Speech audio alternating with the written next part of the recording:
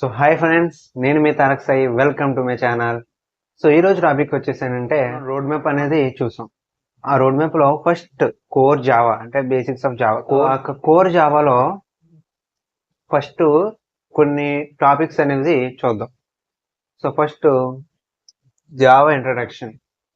So Java introduction లో first Java అంటే ఏంటి? సో జావా అంటే ఏంటంటే ఇది ఒక object oriented programming language. Everything మనకి ఆబ్జెక్ట్ రూపంలోనే ఉంటుంది జావాలో.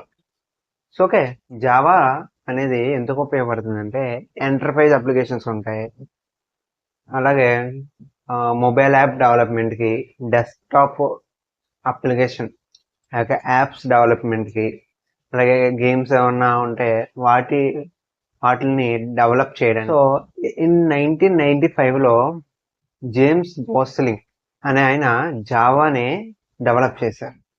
So it is owned by Oracle corporation కి చెందిందనమాట ఇది.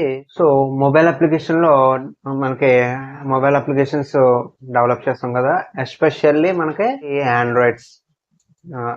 మొబైల్ అప్లికేషన్ కి పర్టికులర్ వచ్చేసి ఏంటంటే ఆండ్రాయిడ్ డెవలప్మెంట్ అనమాట. అలాగే గేమ్స్, ఇలాగా డేటాబేస్ కనెక్టివిటీకి మనం వాడతాం. సో నెక్స్ట్ వచ్చేసి ఏంటంటే వై వి యూజ్ జావా మనం ఎందుకు యూజ్ చేస్తాం అంటే జావా అనేది ప్లాట్ఫామ్ ఇండిపెండెంట్. ప్లాట్ఫామ్ అంటే మన డివైస్ లో ఉన్న కోడ్ ని, అంటే మన ఓఎస్ రిలేటెడ్ కోడ్ ని వేరే ఒక డివైస్ లో కానీ ఆ యొక్క రిలేటెడ్ ఓఎస్ లో కానీ రన్ చేయగలిగితే దాన్నే మనం ప్లాట్ఫామ్ ఇండిపెండెంట్ అంటాం. అంటే మల్టిపుల్ డివైజెస్ లో we can run of our device. Okay, దాన్ని మనం ప్లాట్ఫామ్ ఇండిపెండెంట్ అనమాట. అంటే రైట్ వన్స్ రన్ ఎనీవేర్ అంటాం కదా, వారా. రైట్ వన్స్ రన్ ఎనీవేర్ అనమాట. ఒక్కొక్కసారి రాసామనుకోండి, ఒక్కసారి రాస్తే అది ఎన్ని డివైజెస్ కు అయినా, ఎన్ని ఆపరేటింగ్ సిస్టమ్స్ అయినా మనం దాన్ని యూజ్ చేసుకోవచ్చు అనమాట. అలాగే ఇది మోర్ సెక్యూర్ అనమాట. అలాగే ఫాస్ట్, సింపుల్ కోడ్ ఉంటుంది.